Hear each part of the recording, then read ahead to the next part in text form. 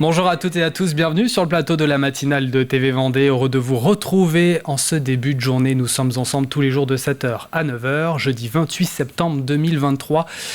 Nous commençons par donc ce qui vous attend d'ici cette demi-heure. Le Festival international du film du côté de La Roche-sur-Yon, c'est du 16 au 21 octobre. Nous connaissons la programmation complète. Il y avait des Français présents en demi-finale du subsurfing catégorie de paddle ce mercredi au Mondiaux des Sables d'Olonne. Nous reviendrons sur ce rendez-vous. Nous irons aussi à la rencontre à la fin de votre journal de comédiens amateurs au lycée Saint-François d'Assise à La Roche-sur-Yon. C'est pour l'interprétation d'une pièce de théâtre Fédo Chambre 21. En deuxième partie d'édition, vous retrouvez le plus info. Il y aura le ciné de la semaine et l'extrait du jour. Nous n'oublions pas le jeu de la semaine à gagner 4 places pour la 15e édition du Festival de Classic Jazz. Il y aura une question, il faudra répondre juste à cette question. Un 4e indice arrive également. Avant de développer ces grandes lignes, un mot du temps, de cette météo du jeudi 28 septembre. Encore une fois, il faut s'attendre à de nombreux nuages à l'horizon en ce début de journée. Néanmoins, le temps reste sec. Les températures affichent en moyenne entre 16 et 17 degrés. Plus les heures passent, plus les nuages laissent place à quelques belles éclaircies. Cet après-midi, c'est le soleil qui sera dominant. Température très agréable pour couronner le tout. 25 degrés sur les côtes vendéennes, 26 dans les terres. Voici à présent la carte des marées. Comme vous pouvez le voir, la prochaine marée basse, c'est ce matin, 10h29. L'autre aura lieu en fin de soirée pour 22h54 précisément. Concernant la pleine mer, c'est prévu pour la fin d'après-midi, 16h53. Venons-en à la carte des marchés. Il y en a un peu partout le jeudi en Vendée. Tout est bien réparti. On peut aller dans le nord à Beauvoir-sur-Mer, plus à l'est à Saint-Mémin et Pouzauges. La Roche-sur-Yon pour le centre, Mouzeuil-Saint-Martin au sud. Sur le littoral, il y a le choix. Les Sables d'Olonne, Bretignolles-sur-Mer ou encore Talmont-Saint-Hilaire. Nous sommes le jeudi 28 septembre 2023 et le 28 septembre, nous embrassons les Wenzels. Quelques journées mondiales, celle du droit à l'accès à l'information. C'est la 18e édition. Y avoir accès, c'est lutter contre la corruption. Cela participe également à la promotion de la culture pour tous, journée internationale du droit à l'avortement également, mais aussi contre la rage. La grande majorité des victimes sont des enfants. Nous estimons pourtant que la vaccination d'au moins 70% des chiens pourrait interrompre le cycle de transmission. La footballeuse Amandine Henry a 34 ans aujourd'hui. Nolwenn Leroy, quant à elle, en a 41. La nuit va tomber à 19h51 en Vendée. 2 minutes de jour en moins par rapport à hier. Allez, c'est parti pour les infos 100% locales de la rédaction.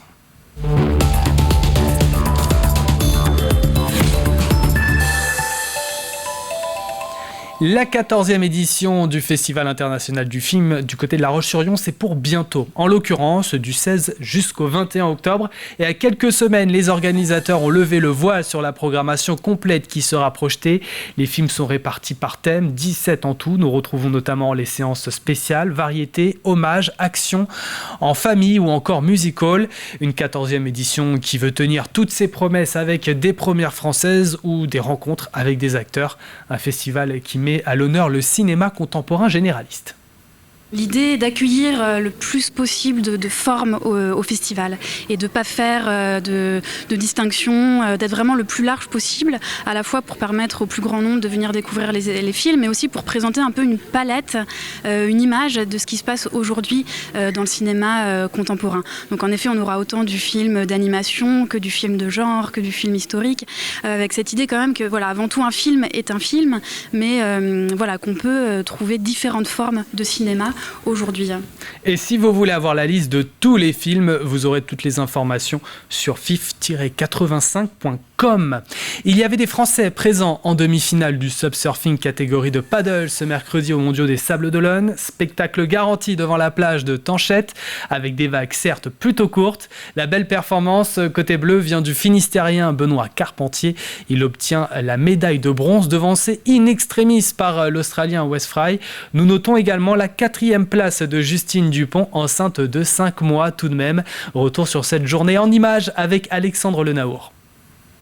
Elle était attendue, l'équipe de France était bien présente hier, mercredi, sur le spot de Tanchette. Une matinée dédiée aux dernières qualifications pour les finales et 4 chances de médaille côté tricolore. On a Justine Dupont qui a été championne du monde au Salvador en 2019 et Benoît Carpentier qui aussi lui a été championne du monde. On a Camille Dubrana qui était championne d'Europe déjà. Un petit nouveau qui est Gabriel Bachelet. Et il s'est mis pas récemment au surf mais on l'a découvert récemment. Les yeux rivés sur le téléphone et les oreilles attentives aux annonces du speaker pour suivre les résultats en temps réel. Les surfeurs sont 4 sur chaque session.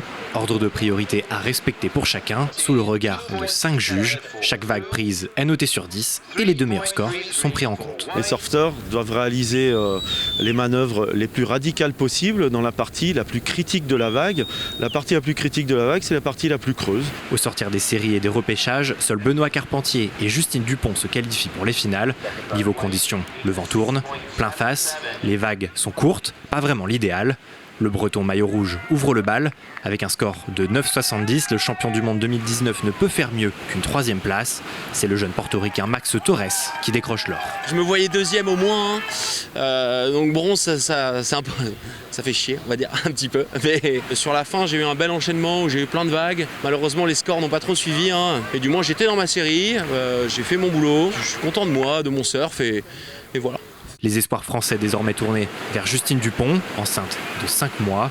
La championne du monde pêche physiquement et malgré les encouragements, la Française termine au pied du podium à la 4e place. J'avais plus le jus, j'y arrivais pas. Il y avait toute l'équipe de France qui était à fond sur la plage et qui voulaient me transmettre leur énergie, mais ça voulait plus. J'aurais bien voulu essayer de réussir encore un peu, encore une série, mais non.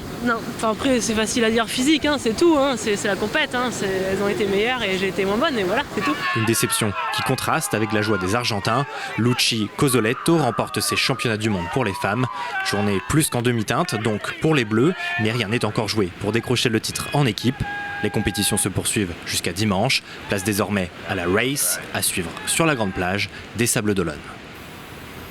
Et nous restons aux Sables d'Olonne. Un peu plus d'1 an avant la 10e édition du Vendée Globe, une formation a été lancée pour travailler dans le secteur des courses au large. Alors attention, c'est une compétition. Pour que les navigateurs performent le jour J, c'est toute l'équipe qui se prépare au défi. Chaque membre a son importance dans la préparation. Même s'il n'existe pas de diplôme particulier pour ce métier, il y a aujourd'hui des prérequis. Voici plus de détails. La formation s'appelle Technicien course au large. C'est une formation complémentaire d'initiative locale qui est financée par le rectorat de Nantes à hauteur de 440 heures et 490 heures en entreprise. Donc ça fait une formation de plus de 900 heures, uniquement professionnelle. C'est une formation pour la préparation de la course au large. Et donc les différents sujets sur lesquels nous allons intervenir, ce sont le fait d'avoir un préparateur, le médical, le numérique, la communication, etc. Donc on a pas mal de choses comme ça qu'on va développer avec eux pour permettre à des jeunes de trouver un emploi dans la course au large à la sortie de cette formation. En toute autre chose, nous apprenons que l'accueil des urgences sera exceptionnellement suspendu ce soir à partir de 18h30 à Fontenay-le-Comte.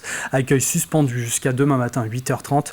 Cela fait suite à la défection de médecins remplaçants. 2 soignants restent cependant présents pour recevoir les patients qui viendraient à se présenter par leurs propres moyens. Sachez également que 14 communes de Vendée ont été reconnues en état de catastrophe naturelle. Cela intervient après le phénomène de mouvement de terrain différentiel consécutif à la sécheresse et à la réhydratation des sols. Cela concerne la période allant du 1er avril au 30 septembre 2022 ou celle du 1er juillet au 30 septembre de cette même année. L'arrêté a été publié au journal officiel. Vous retrouverez les communes concernées sur le site de Légifrance.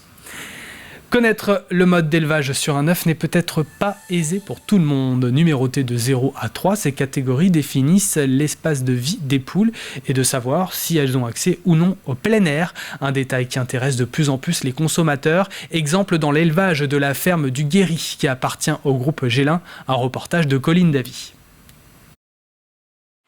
En cagette, en boîte, en palette. Pour un gâteau ou pour une omelette, aujourd'hui, peu importe leur forme et leur usage, ce qui intéresse surtout le consommateur, c'est leur mode de production. On le voit ces dernières années, petit à petit, le regard du consommateur qui s'intéresse au bien-être de la poule pondeuse et du coup des alternatives à ce mode d'élevage. Et donc c'est pour répondre effectivement à ces nouvelles orientations qu'on a développé ces modes d'élevage dits alternatifs, représentés par l'élevage de poules au sol, mais également l'élevage de poules plein air et également l'élevage de poules biologiques. En matière d'œufs, il existe 4 catégories. Le numéro 3 pour les poules élevées en cage, les 1 et 0 pour les poules élevées en plein air. Et entre les deux, l'élevage dit au sol qui se développe comme ici avec ses critères. Des poules qui ne sont pas très serrées, on est à 8 poules au mètre carré. En système de volière, donc on sort de la fiente, ce qui permet de ne pas avoir d'excès d'ammoniac dans l'environnement des animaux. Ça reste un oiseau, donc elle a besoin de se percher et elle a besoin de se percher à plusieurs pour se protéger. Donc c'est pour ça que le système volière, ça permet complètement ça, que la poule puisse monter sur les perchoirs le soir. Un bien-être supérieur pour les animaux et accessible à l'achat.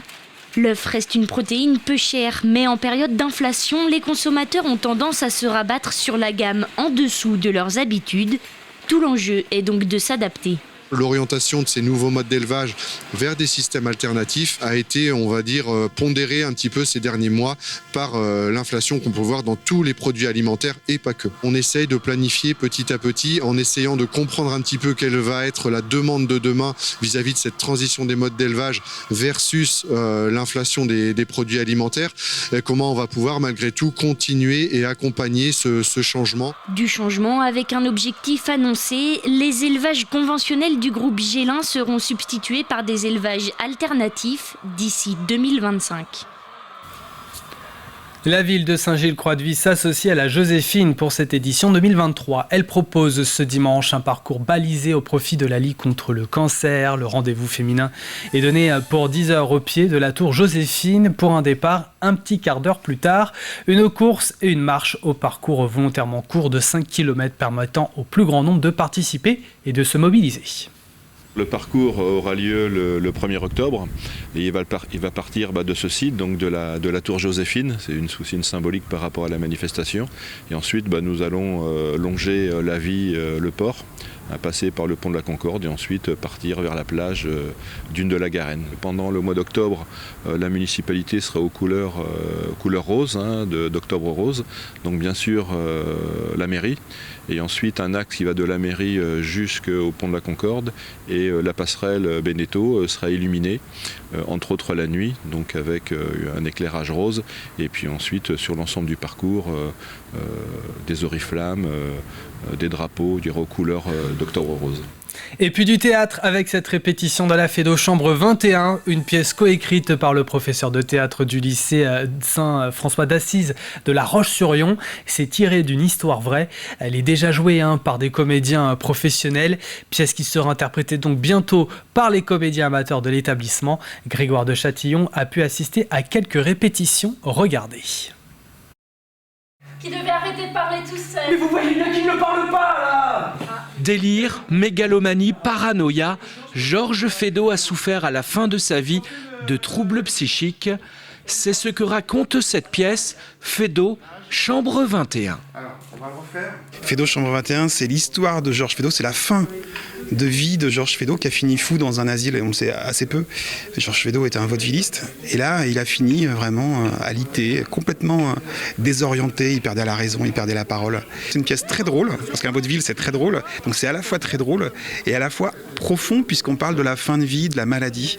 Et ce qui est intéressant, c'est d'avoir le mélange des deux, entre cet aspect très très drôle de porte qui claque, de tromperie, tous les codes du vaudeville, de l'aparté, du quiproquo, et puis des choses un peu plus sombres. Enfin, si on enfermait tous ceux qui parlent aux oiseaux, on enfermerait tous les poètes. Ah, c'est joliment dit. Guitry, c'est une citation de Guitry. Exactement, j'ai pas pu m'en empêcher.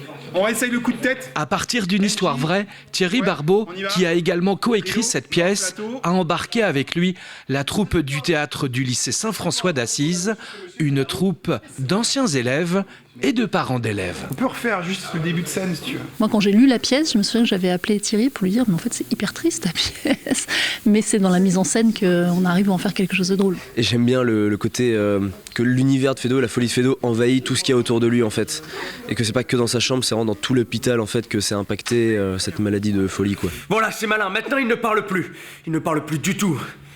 Il est complètement inutile. La compagnie Les Mains dans la Poche, c'est son nom, répète cette pièce de théâtre chaque lundi soir et d'arrache-pied afin de trouver le bon rythme pour incarner dignement Il n'a pas réagi? le maître du vaudeville. Mais qu'est-ce que vous lui avez fait? Quelque chose à part, ça ne vous regarde pas. Oh. Voilà pour l'actualité du jour en Vendée. Les prévisions météo de ce 28 septembre, il faut s'attendre à de nombreux nuages en ce début de journée.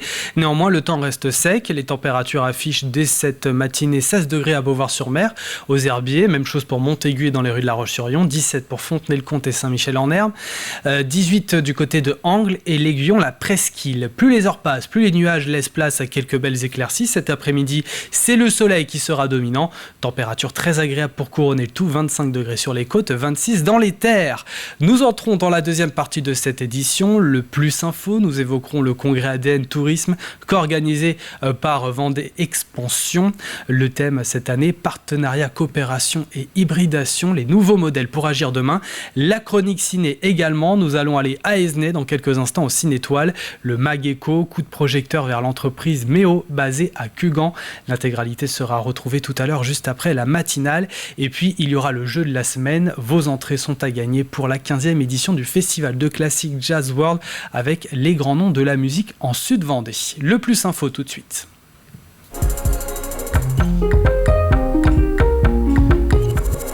Le Puy du Fou a accueilli le congrès ADN Tourisme co-organisé par Vendée Expansion. Le congrès s'articulait autour du thème partenariat, coopération et hybridation, les nouveaux modèles pour agir demain. 2 jours rythmés entre autres par des conférences qui ont attiré plus de 700 professionnels.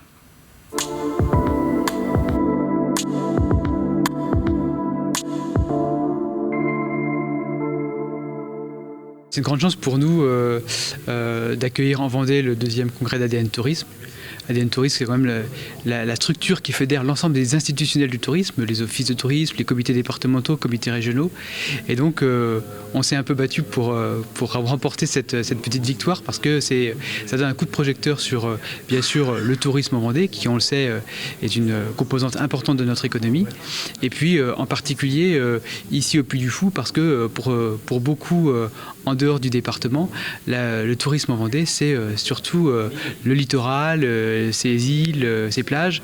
Et ici, on est vraiment sur un lieu dans le bocage vendéen, à une heure des Sables d'Olonne. C'est des gens qui viennent des offices du tourisme, qui viennent des départements, qui viennent des régions. C'est des leaders.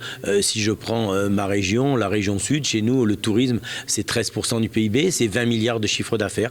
On veut faire partager nos expériences. On a parlé aujourd'hui de flux touristiques, on a parlé d'emplois saisonniers, on a parlé de logement des saisonniers. Je crois qu'on a des expériences uniques dans l'ensemble des départements, dans l'ensemble des régions. Il faut les partager et puis il faut ne pas oublier aussi nos partenaires privés parce que l'alignement de planète, ça doit être l'État, les régions, les départements et les professionnels du tourisme. On doit travailler main dans la main, qu'il y ait une synergie parfaite. Il faut s'adapter en permanence. Ce qui était vrai hier n'est pas vrai aujourd'hui. Il faut trouver des solutions, même si le mot d'hybridation peut parfois paraître un petit peu d'avoir un aspect négatif. Mais moi, je crois qu'au contraire, il faut mettre nos idées en commun, partager, échanger, faire en sorte que nous puissions travailler ensemble pour trouver les solutions les plus pertinentes pour nos professionnels, faire en sorte aussi ouvrir à certains moments les yeux de l'État. L'État qui a sauvé le tourisme, puisqu'il a mis des moyens considérables. L'État doit continuer d'investir, d'être à nos côtés pour que nous ne prenions pas de retard par rapport à certains pays, je pense notamment à l'Espagne, qui met des moyens considérables pour aider le tourisme. On a fait un point sur la situation touristique. D'abord, il aurait fallu comparer par rapport à 2019, qui est l'année de référence après Covid. On a eu une année 2022 exceptionnelle. L'année 2023, c'est exactement la même chose, voire mieux dans certaines régions. La clientèle française est restée fidèle à 88%. Elle a passé ses vacances en France. On a eu la clientèle européenne qui n'a cessé de progresser. Et puis, on a le retour du grand international avec l'Amérique du Nord et du Sud. Et puis, le retour des Asiatiques. Donc, dans le tourisme, tous les clignotants sont au vert. Il reste à travailler et à bien travailler. C'est ce que nous essayons de faire.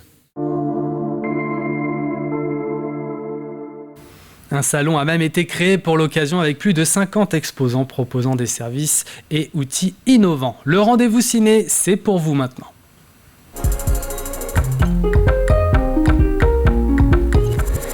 Dans le ciné de la semaine, nous prenons la direction de Esnay et son Cinétoile. L'association vient de reprendre pour 5 ans une bonne nouvelle qui s'ajoute à la venue de Pierre Richard demain. Pour fêter ça et le festival du Rire aux larmes prévu pour le mois de novembre, une actualité chargée pour le Cinétoile. Une association qui a été créée en 2012 pour gérer le cinéma d'Esnay. Et depuis 2018, nous gérons le cinéma Cinétoile, donc par délégation de la mairie. En septembre, là, nous venons d'être rechoisis pour continuer à gérer et animer le cinéma Cinétoile pendant les 5 prochaines années. Donc nous allons continuer à vous proposer des animations, des ciné-ateliers, des ciné-débats, des ciné-concerts et plein d'animations tout au long de l'année. Donc nous allons fêter l'anniversaire des 5 ans du Cinétoile en présence, et donc nous avons l'honneur de l'accueillir, de Pierre Richard, qui viendra le 29 septembre au Cinétoile à 21h pour un spectacle avec le groupe Swinging Affair Quartet, qui est un groupe de jazz. Donc cette soirée sera l'occasion de fêter tous ensemble les 5 ans de ce nouveau cinéma, en la présence de Pierre Richard. Ce sera l'occasion de profiter d'un spectacle inédit donc, pour notre cinéma. Ce festival a pour but de susciter des émotions, toutes les émotions que vous pouvez avoir grâce à un film, donc des rires, des larmes, mais aussi de la surprise, etc. Nous vous attendons donc très nombreux pour ce festival du 10 au 12 novembre 2023 au Cinétoile d'Esnay. Voilà pour le ciné de la semaine. Mercredi prochain, nous serons à La Roche-sur-Yon avec une actualité qui concerne le Concorde et l'arrivée d'un nouveau programmateur. Avant de passer au jeu, place à l'extrait du jour.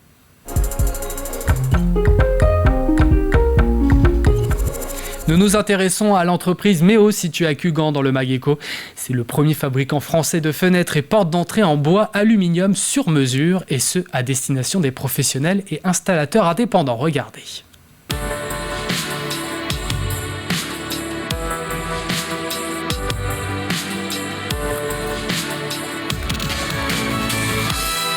Bonjour Franck. Bonjour, bienvenue. Merci beaucoup. Donc on se retrouve ici à Cugand, devant ton entreprise, l'entreprise Méo, qui fabrique des portes d'entrée et des fenêtres en bois et en aluminium. Mais toi, tu n'as pas été là depuis le début de cette aventure, qui date de 1976. Mais alors, explique-nous toi, déjà, qu'est-ce que tu as fait avant ? Donc moi j'ai un parcours quasiment exclusivement dans l'activité bâtiment depuis les années 90.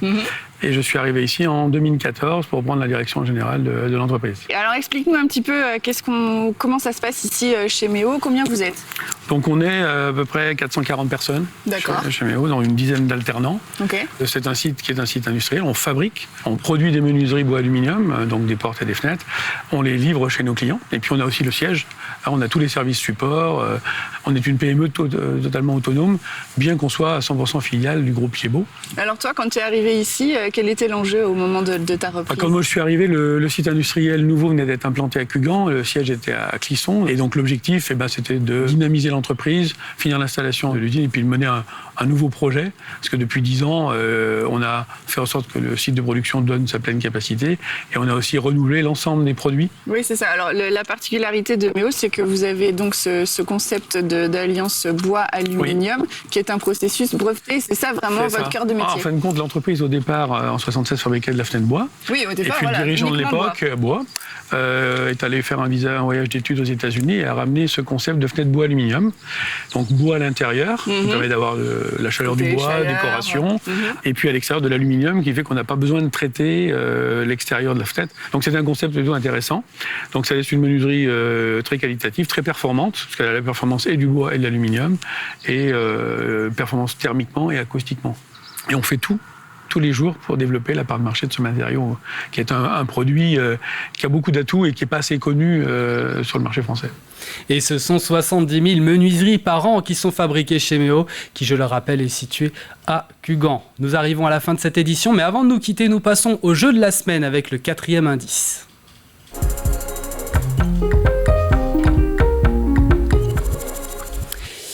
Comme toutes les semaines, il y a un jeu sur TV Vendée. Nous vous offrons en ce moment des places pour vivre la 15e édition du festival de Classic Jazz World. Nous noterons la présence de grands noms de la musique dans le sud Vendée. Les Mélusicales, c'est reparti donc sur plusieurs dates du 14 octobre au 12 novembre. Au programme notamment jazz manouche, théâtre et musique classique.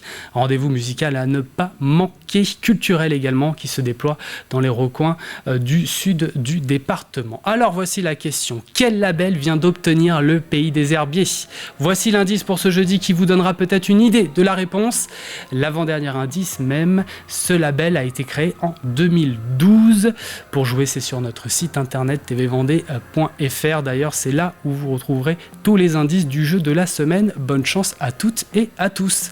Voilà pour la matinale de ce 28 septembre. L'info revient à 12h30 sur TV Vendée. Très belle journée à tous.